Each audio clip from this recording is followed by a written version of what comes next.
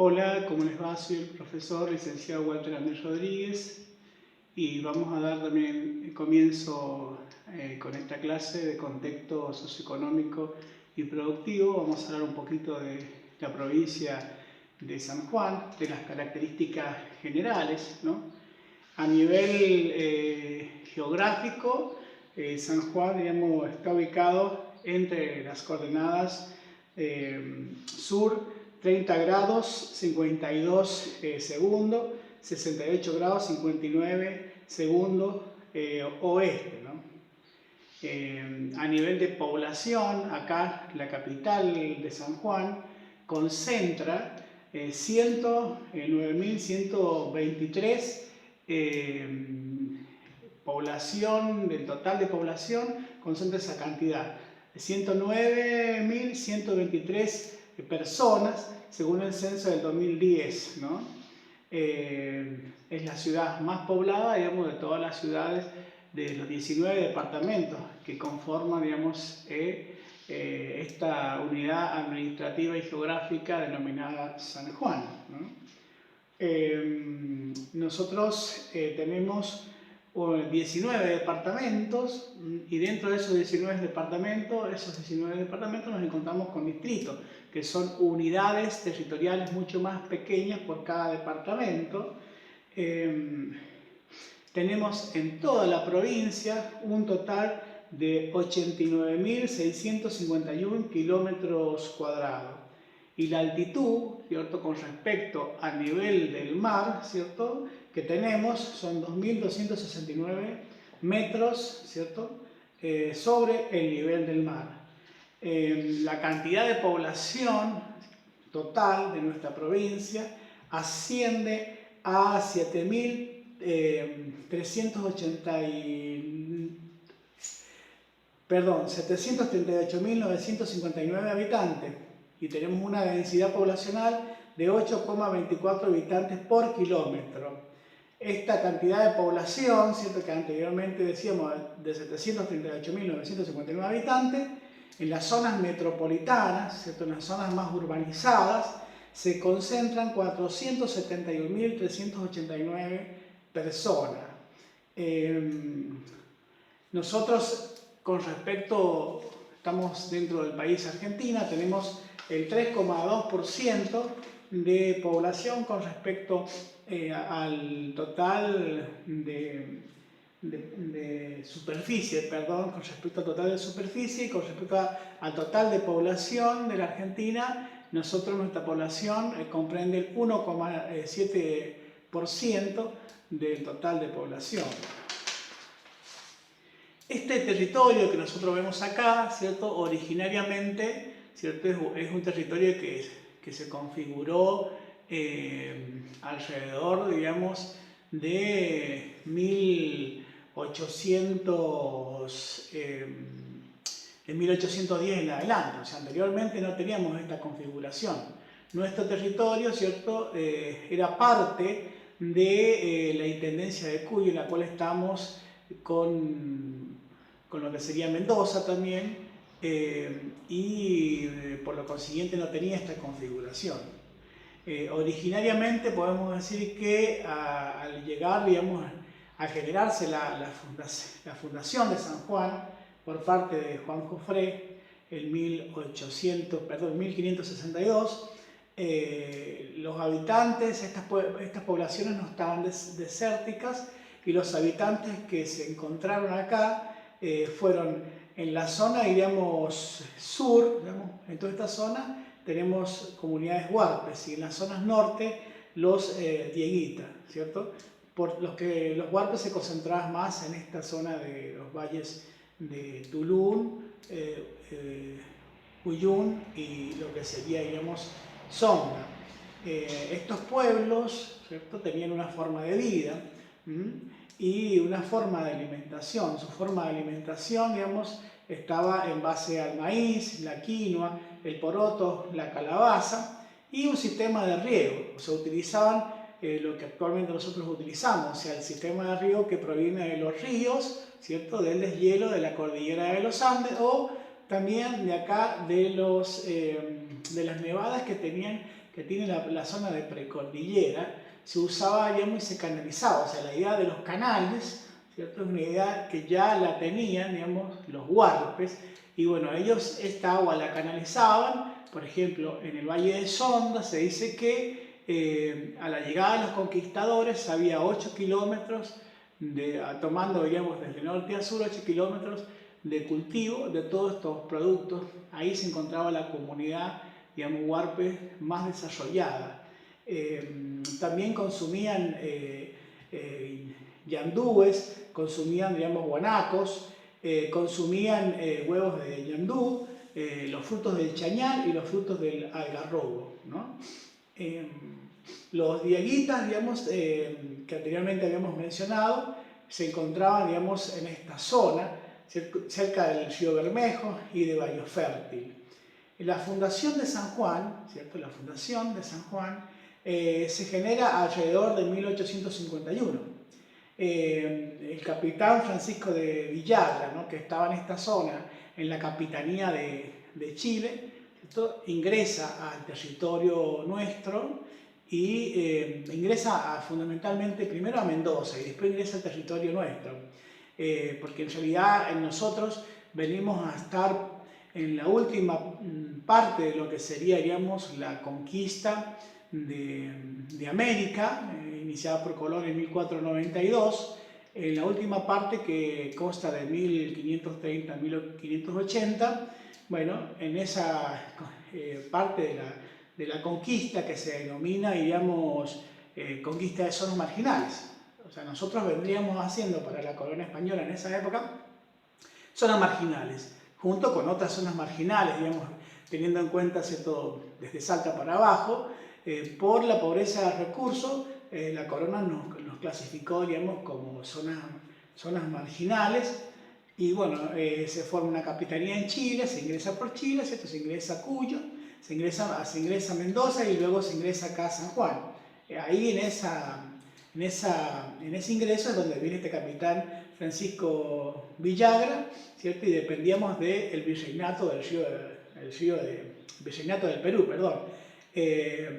Y luego, como ya todos sabemos, el 13 de junio de 1562, Juan Jofré funda, digamos, la provincia de San Juan, ¿cierto? Esa provincia de San Juan, como todos sabemos, fue fundada en la zona, digamos, de lo que actualmente se denomina Concepción, y luego el 1751,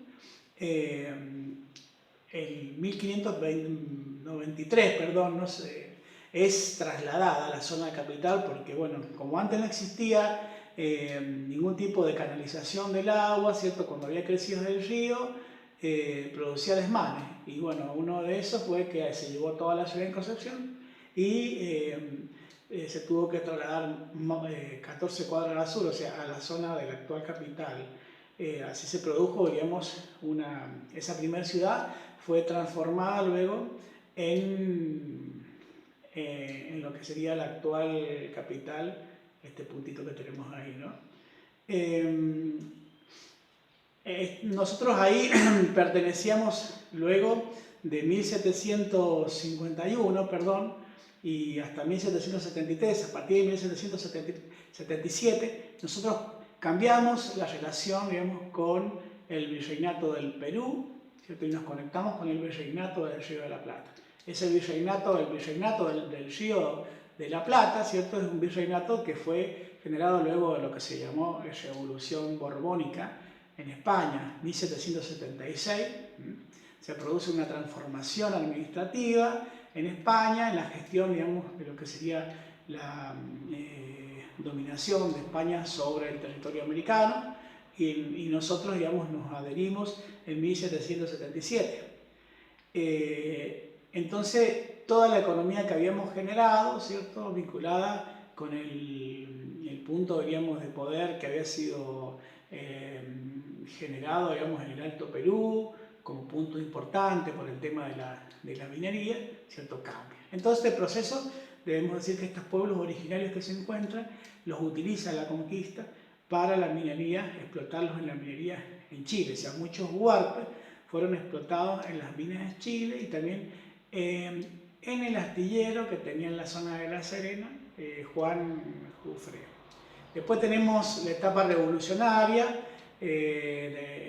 hablando en términos políticos, este territorio empieza a ser gestionado por las ideas revolucionarias, ¿cierto?, que se generan alrededor de 1810.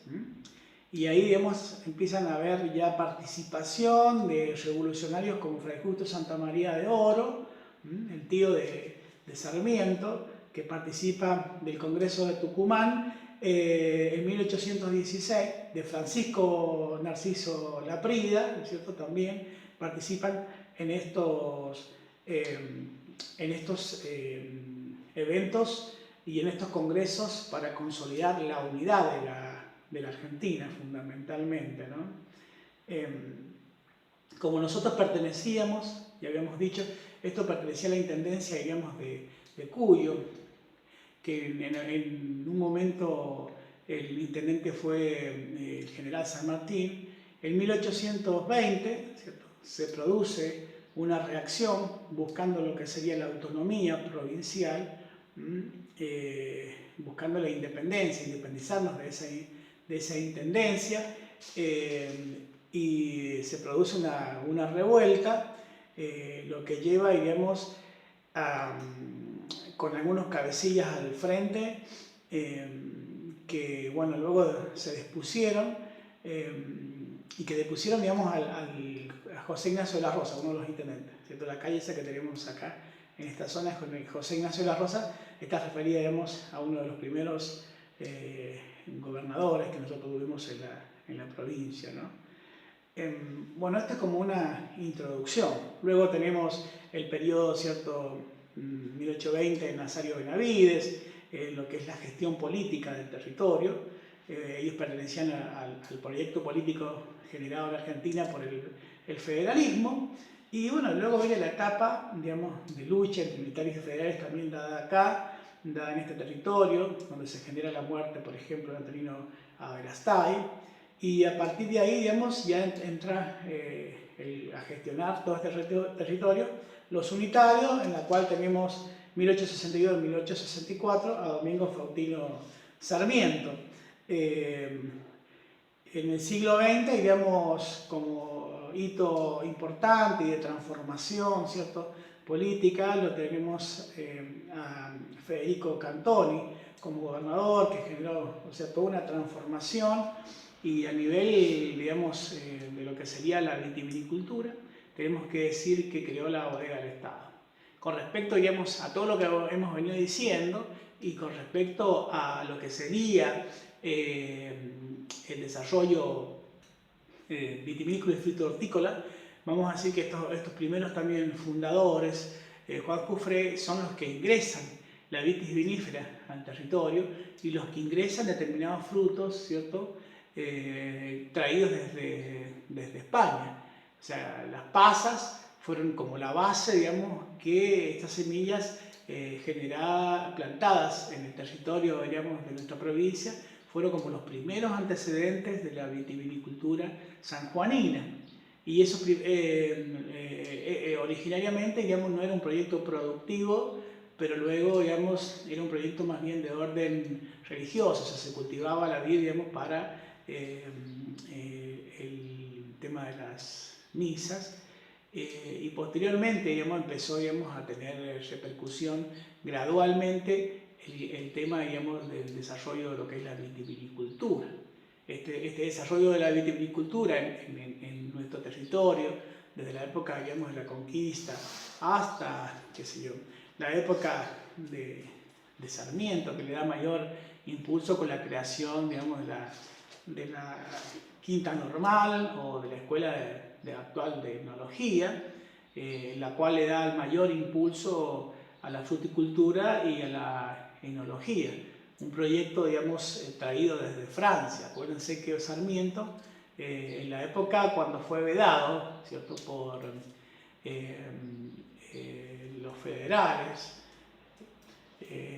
entre 1810, ¿cierto?, a 1860, ¿cierto?, estuvieron vigentes el proyecto federal de la Argentina, y Juan Manuel de Rosas, digamos, lo expulsa de Argentina, y el presidente Mon en Chile, como era un Sarmiento, un periodista de alto nivel, le da como una beca para que recorra todos los países, digamos, del mundo y extraiga de todos los países un modelo educativo eficaz y eficiente. Bueno, uno de esos viajes a Francia, ¿cierto? Observó, digamos, cómo funcionaba la educación referida, digamos, a la enología y la fruticultura, y de ahí trae la idea, ¿cierto? Esa idea, digamos, se desarrolla, luego se instala una escuela en Chile y en Mendoza, y de ahí, digamos, nosotros se inaugura el proyecto en 1862 por Sarmiento. Ahí tenemos, digamos, un empuje a lo que sería el desarrollo enológico y el desarrollo frutícola de nuestra provincia. Anteriormente o sea, había una producción artesanal. Esa producción artesanal, primero, ¿cierto? Era el aguardiente, las primeras producciones que se hacían de bebidas alcohólicas, y además anteriormente, ¿cierto? Habíamos tenido en los pueblos aborígenes también la chicha como una bebida de fermentación muy similar, digamos, a la fermentación originaria de la vitivinífera en la zona de Oriente, ¿no? Como sabemos que viene, digamos, de las zonas de Oriente, de las zonas de Palestina. Luego digamos, esta vitivinífera viajó, digamos, a Europa, viajó a Francia, a España, y de España llega acá a la zona de Cuyo. Evidentemente hay una teoría que dice que llega porque los que fueron mandados a las zonas marginales son aquellos judíos que no querían, digamos, que la reina Isabel los quería liquidar y que tuvieron que adoptar apellidos españoles. Y bueno, ellos eran los que cultivaban, digamos, la vid, estos judíos con apellidos españoles. Y ellos son los que traen a San Juan, digamos, la vitivinicultura, ¿no? Y que luego se desarrolla gradualmente, artesanalmente, estas primeras producciones vitivinícolas, digamos, de la época de 1810 o anterior, eran hechas,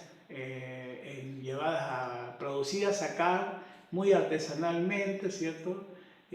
La fermentación se hacía en cacharros, digamos, de barro cocido, y las bodegas, digamos, de esa época eran muy artesanales y estaban, digamos, bajo tierra, y por lo general estaban administradas antes de 1776 por los jesuitas, que, digamos, habían tenido un asentamiento y eran los que a nivel de orden religiosa, hasta 1776, o sea, hasta antes de la Revolución Borbónica, estaban asentados también en San Juan, en la zona de Desamparado, y eran los que producían, digamos, también vinos, y estos vinos, digamos, es como la matriz esencial. A partir de ahí empezaron algunas familias a desarrollar ese proyecto muy artesanal con esas características que yo le digo, y este tipo de bebida en esa época era llevada a la zona, digamos, del Río de la Plata a través de carretas, tardaban 20 días, ¿cierto? Y eran carretas tiradas por bueyes, y bueno, estas carretas recorrían distintos lugares de la Argentina, y la venta, digamos, de toda esa producción que tenía un perfil como aguardiente, era comercializado a través de diferentes puntos hasta llegar al Río de la Plata. Cuando se produce, digamos, la reforma borbónica y nace el virreinato del Río de la Plata, después de 1776, ¿cierto? Que es una creación del periodo borbónico de los españoles, digamos, a nosotros nos afecta esta creación del virreinato, porque empiezan a ingresar mercadería y vinos, digamos, y frutas de la zona de España. Entonces es como que ahí tenemos nuestra primera crisis con respecto, digamos, a no poder sacar los productos, digamos, hacia las zonas de Buenos Aires, hacia las zonas del Alto Perú, hacia las zonas de la Mesopotamia. O sea, tuvimos como un cuello de botella en esa época para el desarrollo vitivinícola, ¿no? Bueno, pues haciendo un salto, habíamos dicho anteriormente, ¿cierto? Que otro, después de Sarmiento, ¿cierto? Otro que le dio mucha vigor e importancia al desarrollo de la vitivinicultura, ¿cierto? fue Federico Cantónico con la creación de la bodega del Estado. Esto también produjo, digamos, en la época de una situación política de desarrollo agrícola gestionada por los movimientos populistas en la Argentina, por el populismo irigoyenista en nuestra provincia, esta vertiente que se separa, digamos, de este irigoyenismo, este cantonismo. Políticamente se le daba mucho poder al Estado. Entonces se crea la bodega del Estado como elemento, digamos, de desarrollo de lo que serían, digamos, las políticas que beneficiaron a la vitivinicultura de San Juan. Con respecto a los 19 departamentos, ¿cierto? La vitivinicultura, ¿cierto?, está localizada en los valles, y la fruticultura, ¿cierto?, también parte de la fruticultura, tienen el modelo productivo, ¿cierto?, está localizado en los valles de Yun, ¿cierto?, Tulún, Uyun y Sonda. En estas zonas, digamos, está primeramente este modelo productivo localizado. Este modelo productivo localizado, ¿cierto?, fue naciendo gradualmente. Anteriormente, ¿cierto?, desde la época de Juan Jufré hasta la época que empieza a desarrollarse, ¿cierto?, la vitivinicultura, nosotros no nos dedicamos a la producción de lo que sería la vitivinicultura. Esto recién empieza a potencializarse después de 1862, después de que los unitarios, digamos, empiezan a implementar otro modelo político en la Argentina. Anteriormente nosotros nos dedicamos a lo que era la ganadería, ¿no?, el engorde, la alfalfa, los tambos, engordamos ganado caprino, ganado equino, ganado vacuno, ¿cierto?, porcino, en la zona sur de la provincia, ¿cierto?, y se llevaba, ¿cierto?, por iglesia a Chile. Este modelo, digamos, productivo fue anterior al de la vitivinicultura. La vitivinicultura, ¿cierto?, y la fruticultura, ¿cierto?, tienen nacimiento y mayor poder, ¿cierto?, a partir de 1862. Si bien la fruticultura, ¿cierto?, era parte de la alimentación, ¿cierto?, pero no era una producción a gran escala. Desde la época, digamos, de la conquista hasta la época de lo que sería 1810, digamos, la revolución, porque era parte, digamos, de las plantaciones que cada unidad familiar, ¿cierto?, tenía en su hogar. O sea, en su hogar tenía una estructura productiva que ayudaba a lo que era la economía de subsistencia. Y ahí estaban, digamos, las plantas, las higueras, ¿cierto?, estaba el membrillo, ¿cierto?, y estaba la uva. De todo eso se hacía dulce, se hacía pan, se hacía pasa, y eso era parte, digamos, de la estructura productiva que generaba una contención alimentaria de la población y que permitía, ¿cierto?, tener, digamos, reservas para ir consumiendo en el año. Después debemos decir que con respecto a esta provincia, digamos, hemos tenido un crecimiento poblacional, muy grande. Hoy tenemos aproximadamente 700.000 personas viviendo en nuestro territorio, y originariamente el primer censo 1778, ¿cierto? 1778, estábamos hablando del primer censo que se hace en la época, digamos, de la gestión de la Reforma Borbónica y de los encomenderos, la estructura política que había acá en San Juan. 7.690 habitantes. Fíjense a 700.000, cómo creció la población de San Juan, ¿cierto?, a nivel de lo que sería el crecimiento de la población como un indicador, digamos, de lo social. Un poco esto es una descripción general de todo este contexto, ¿cierto? Hoy por hoy tenemos que la mayor densidad poblacional está dada en los departamentos de lo que sería el Gran San Juan, luego alrededor de los departamentos y después en aquellos departamentos más lejanos. O sea que desde este punto hay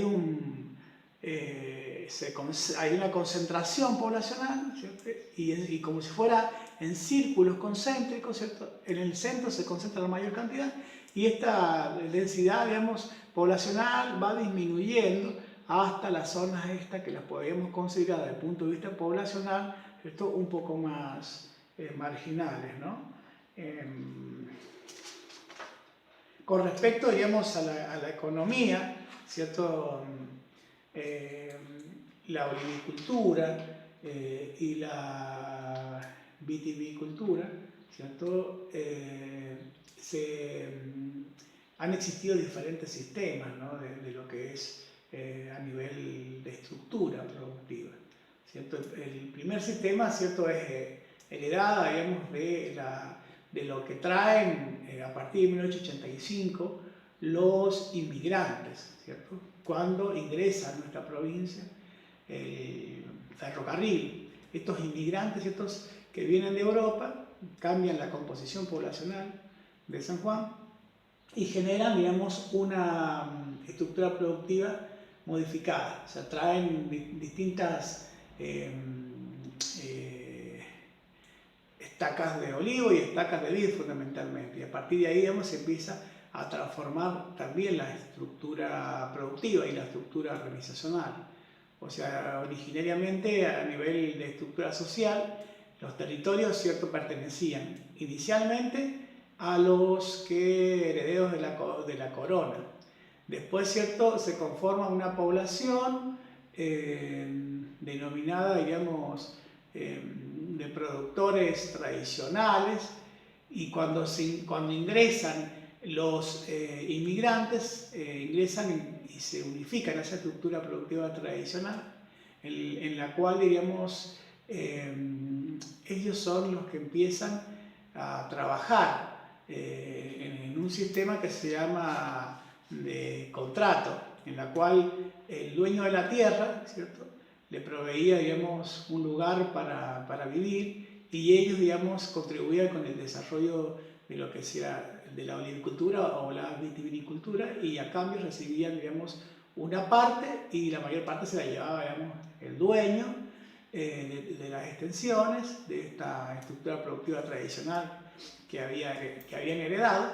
Y estos inmigrantes fueron los que empezaron a trabajar inicialmente, a hacer una acumulación de capital a partir de sus ahorros, y luego van accediendo a tierra, y son los que inicialmente empiezan a mover lo que es la vitivinicultura y lo que es la olivicultura, y lo que van generando, diríamos, un cambio del modelo, de ser un modelo basado en la producción triguera, la producción de ganado y la producción, diríamos, forrajera para ese ganado, ¿cierto? Ellos transforman ese modelo productivo al modelo vitivinícola, y ahí, digamos, se produce un salto en nuestra provincia y un cambio de modelo, digamos, de producción, y un cambio en lo que es la gestión social de ese modelo. Anteriormente, estas clases tradicionales, ¿cierto?, que venían de la época de la conquista, que habían obtenido las tierras, digamos, como pago por la conquista, estos señores encomenderos que se quedaron, y luego se fueron consolidando con distintas extensiones de tierra, grandes extensiones de tierra, ¿cierto? Llegan hasta 1862. Y a partir de 1885, cuando penetra el capital inglés a nuestra provincia, penetran los inmigrantes, y esos inmigrantes, ¿cierto?, de a poco van desarrollando alrededor de 1900 hasta 1930 y 40, ya en la época de Cantoni, van desarrollando un nuevo modelo económico basado en la vitivinicultura, en la fruticultura y en la olivicultura. Bueno, hasta acá llegamos.